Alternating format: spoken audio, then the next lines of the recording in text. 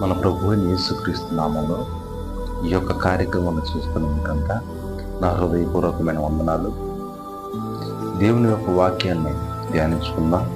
కొద్ది మాటలు కీర్తనల గ్రంథము 103వ అధ్యాయము మొదటి వాక్యం నుంచి కొన్ని మాటలు మనం ధ్యానించుకుందాం.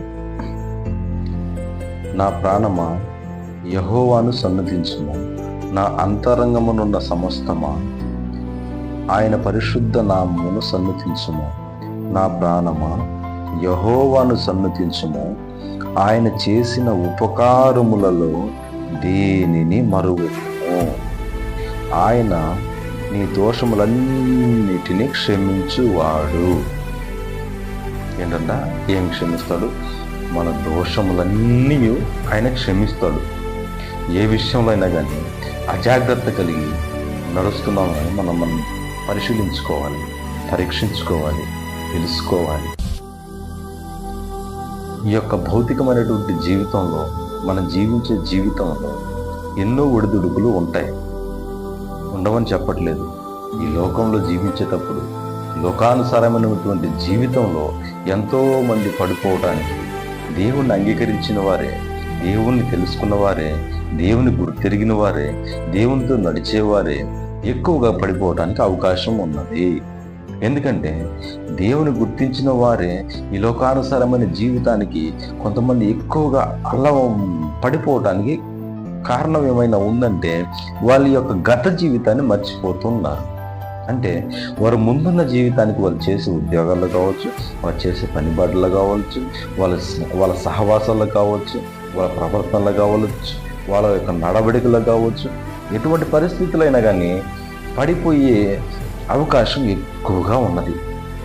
కాబట్టి మన ప్రభు అయిన యేసుక్రీస్తు చెప్పినటువంటి మాటలు మనం గుర్తుంచుకోవాలి. ఇక్కడ దావీదు మహారాజు గారు బహు స్పష్టంగా చెప్తున్నాడు. ఆయన జీవితంలో చేసినటువంటి మేలును ఆయన మర్చిపోలేదు. ఆయన ఒకనొక సమయంలో పడిపోయినప్పటికీ నాతాను ప్రవక్త వచ్చి చెప్పిన తరువాత వెనువెంటనే తన జీవితాన్ని మార్చుకున్నాడు. మరలా తిరిగి దేవుని యొక్క పశ్చాత్తాపడ్డాడు. అలాంటి పశ్చాత్తాపడే మనస్సాక్షి నీలో ఉన్నదా? అలాంటి స్థితిలో గనక మనం ఉన్నట్లయితే దేవుని యొక్క వాక్యం బహు స్పష్టంగా చెప్తుంది. ఏమని చెప్తుందంటే అలాంటి వారు దేవునికి ఎంతో ఇష్టలుగా ఉంటారు. పడిపోయిన స్థితిలో చూసుకున్నట్లయితే ఎంతో మంది ఉన్నారు. సంసోను గారు న్యాయాధిపతుల్లో బహుబలం కలిగినటువంటి వ్యక్తి. ఆ రోజు ఎంతో మంది ఆయన హతమార్చాలని చూసినప్పటికీ ఒక స్త్రీ వ్యామోహంలో పడి, దెలైలా, ఆమె వ్యామోహంలో పడి దేవుని యొక్క శక్తిని కోల్పోయాడు. దేవుని దగ్గర ఉన్నటువంటి మర్మాలను అన్యురాలకు చెప్పడం జరిగింది. ఆ అన్యురాలు వారికి రాజుగారికి తెలపడం జరిగింది. వారు తన ఎంట్రుకలు కట్ చేయగానే తనకు కలిగి ఉన్నటువంటి బలాన్ని తను కోల్పోయాడు. అటు తర్వాత ఊరుకున్నాడా? తన కండ్లు పోయిన తరువాత ప్రభువుని వేడుకున్నాడు. మరలా పడిపోయిన స్థితే. ఇవన్నీ పరిచయం చేయడానికి సమయం ఎక్కువ లేదు కనుక షార్ట్ వీడియో తీస్తున్నానండి, కనుక దయించి క్షమించాలి. ఈ అధ్యాయాలన్నీ కూడా ఒక్కొక్కటి ధ్యానించుకుంటూ, ప్రతిరోజు క్రమం తప్పకుండా బైబిల్ చదువుకుంటూ, ప్రతిరోజు క్రమం తప్పకుండా అధ్యయనం చేసుకుంటూ, ఒక్కొక్క వాక్యాన్ని, ఒక్కొక్క పదాన్ని అర్థం చేసుకుంటూ, ప్రతిరోజు శ్రమ అనుకోకుండా, కష్టం అనుకోకుండా నేను చేస్తున్న పని అయిపోయిన వెంటనే వాక్యాన్ని ధ్యానించుకునేటువంటి అవకాశాన్ని ప్రభు నాకు కృపగా ఇచ్చాడు. అందుని బట్టి దేవాది దేవునికి మహిమ కలుగును గాక. ఆ ఖాళీ టైంలో నేను చదువుతున్నటువంటి యొక్క వాక్యోపదేశాన్ని వివరించాలనేటువంటి ఒక తలంపు నాలో కలిగినప్పుడు నేను ఉండలేకపోతున్నాను చెప్పకుండా. ఎందుకంటే నేను బెంగళూరులో పనిచేస్తున్నప్పటికీ కానీ దేవుడు నాకు ఇచ్చినటువంటి కృపను బట్టి, ఆయన నాలో తలంపులు పెట్టినటువంటి ఆలోచనలు బట్టి ఈ యొక్క వాక్యాన్ని చెప్పకుండా ఉండలేకపోతున్నాను.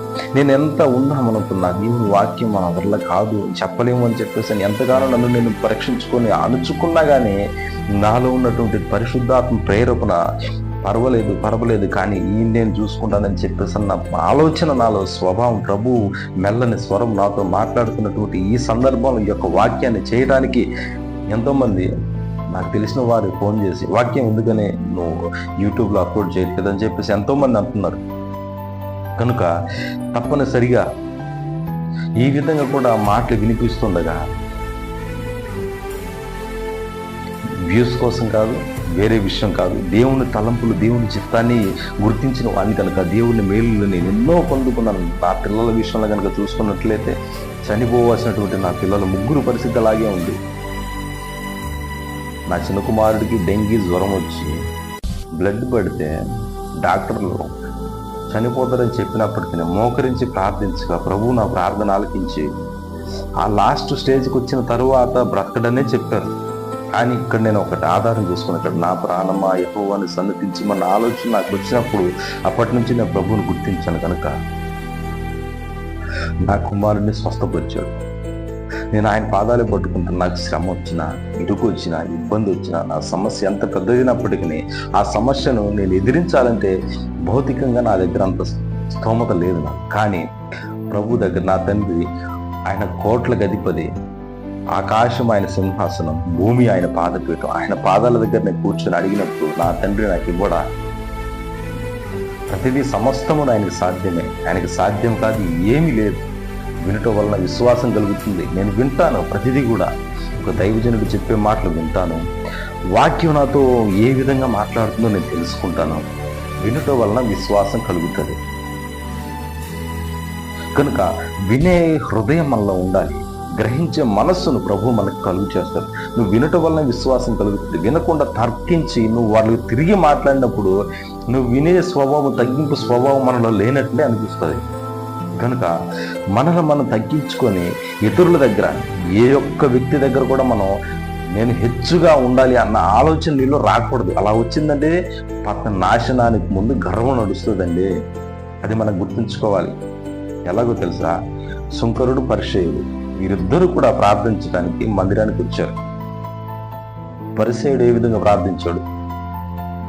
అయ్యా నేను అన్ని విధాలుగా కరెక్ట్గా ఉన్నానయ్యా, దశంభాగం సరిగ్గా ఇస్తున్నాను, కొత్తిమీరలోనూ ఇస్తున్నాను, నూనెలోనూ ఇస్తున్నాను, బియ్యంలోనూ ఇస్తున్నాను, అన్ని విషయాలు ప్రతి దాంట్లో నేను క్రమం తప్పకుండా ఇస్తున్నాను అయ్యా, వారం వారం ఇస్తున్నాను, ప్రతిరోజు ఏ రోజు దశంభాగం ఆ రోజు తీసి పెడుతున్నానయ్యా, ఇదిగో నేను ప్రతిదీ ఇస్తున్నాను, అదిగో ఆ సుంకర వలె కాదయ్యా అని చెప్పేసి అని ఒక్క మాట అన్నాడు అంతే. నువ్వు ఎన్ని కానుకలు ఇచ్చినా, ఎన్ని దశమ భాగాలు ఇచ్చినా, ఏవి ఇచ్చినా కానీ అక్కడ ఒక్క చిన్న మాటే ఆయన అన్నది. ఏమని? ఆ సుంకర వలె కాదయ్యా నేను అని చెప్పేసి ఒకరిని పోల్చుకుని మాట్లాడాడు. అక్కడ మాట్లాడిన తర్వాత ఆ సుంకరి వచ్చి ప్రార్థన మొదలుపెట్టాడు. ఏమని మొదలుపెట్టాడు? అయ్యా ఘోర పాపినయ్యా, చేరాని తప్పులు చేశానయ్యా, నీ వైపు నా తల ఎత్తలేకున్నాను ప్రభువా, ఘోరమైన పాపినయ్యా, అయ్యా నన్ను కరుణించండి అయ్యా, నన్ను క్షమించండి అయ్యా, అయ్యా నన్ను అర్హత లేని వాడినయ్యా, యోగ్యత లేని వాడినయ్యా, ఇతరులతో పోల్చుకోలేని వాడినయ్యా, అయ్యా నేను దీనుడనయ్యా, నీచుడనయ్యా, అయ్యా నన్ను నీ కృపతో కరుణించయ్యా అని చెప్పేసి ఒక స్పష్టమైన బాని కలిగి ఆయన ప్రార్థించగా ప్రభు ఒక మాట చెప్పాడు, ఇతను నీతిమంతుడిగా తీర్చబడ్డాడు అన్నాడు. ఎవరిని అన్నాడు? పరిసయ్యున్నా, సుంకరున్నా. సుంకరుడు నీతిమంతుడిగా తీర్చబడ్డాడు. ఎందుకని? తన తగ్గింపు స్వభావమే తన పరిశుద్ధునిగా తీర్చబడ్డానికి అవకాశం కుదిరింది. కనుక ఏ రోజు కూడా మనము హెచ్చుకుపోకూడదు. అన్ని విషయాల్లో తన్ను తాను తగ్గించుకున్నవాడు హెచ్చించబడను, తన్ను తాను హెచ్చించుకున్నవాడు తగ్గించబడను అని చెప్పి స్పష్టంగా బైబిల్ గ్రంథంలో రాయబడింది. కనుక నువ్వు ఏ స్థితిలో ఉన్నావు ఈరోజు, ఆ స్థితిని, దేవుడికి ఇచ్చిన స్థితిని నువ్వు మర్చిపోయి లోకానుసారంగా నడవటానికి ఇష్టపడ్డావంటే దేవుడి చిత్తము ఏమై ఉన్నదో మరి ముందు రోజుల్లో అది నువ్వు గుర్తించలేవు. ఆ గుర్తించే స్థితిలోకి నువ్వు రావాలంటే ప్రభు పాదాల చెంతకు రావాలి. ఆయన యొద్దకు వచ్చినప్పుడు నిన్ను నువ్వు పరీక్షించుకున్నప్పుడు ప్రతి విషయంలో కూడా నీ యొక్క తలంపులు ఆయన తలంపులతో మ్యాచ్ అవుతున్నాయా లేదని చెప్పేసి నీకు అర్థమవుతుంది. పరిశుద్ధులతో నడవాలి, వాక్యానుసారంగా నడవాలి, వాక్యాన్ని ప్రతిరోజు ధ్యానించాలి, డైలీ క్రమం తప్పకుండా ప్రార్థించే మనస్సాక్షి కలిగి ఉండాలి. అన్ని విధాలుగా దేవుని స్వభావాన్ని పులికి పుచ్చుకొని దేవుని యొక్క స్వాస్థ్యాన్ని అనుభవించాలి అన్న ఆలోచన నీలో వచ్చినప్పుడు దేవునికి దగ్గరగా ఉండాలి. ప్రాముఖ్యంగా మనం చూస్తున్నట్లయితే ఏ విషయంలో కూడా తొందరపడకూడదు, ఇతరులను దూషించకూడదు, ఇతరుల పట్ల ద్వేషపూరితమైనటువంటి ఆలోచనలు మనలో ఉండకూడదు. ప్రభు ఎవరిని కూడా ద్వేషించలేదండి. వ్యభిచరిస్తూ పట్టుబడినటువంటి స్త్రీని తీసుకొచ్చినప్పుడు వాళ్ళు రాళ్లతో కొడుతున్నప్పుడు మీలో ఎవరో పాపము చేయని వాడు మొదటి రాయి వేయమన్నప్పుడు ఒక్కడు కూడా లేడు అక్కడ, చిన్నలు మొదలుకొని పెద్దల వరకు. ఆయనకు వైపు చూసి భయపడకమ్మా, ఆమె వైపు చూసి భయపడకమ్మా, వీరెవరన్నా నేను శిక్షించారంటే లేదయ్యా అంట. అదేవిధంగా నేను కూడా నిన్ను శిక్షించను, ఇక మీదట నువ్వు పాపం చేయొద్దు అని చెప్పేసి ప్రభువు చెప్పాడు ఆయనతోటి. ఎంత గొప్ప మాట ఉండేది. ప్రభు అంత వ్యభిచారిని క్షమించాడు.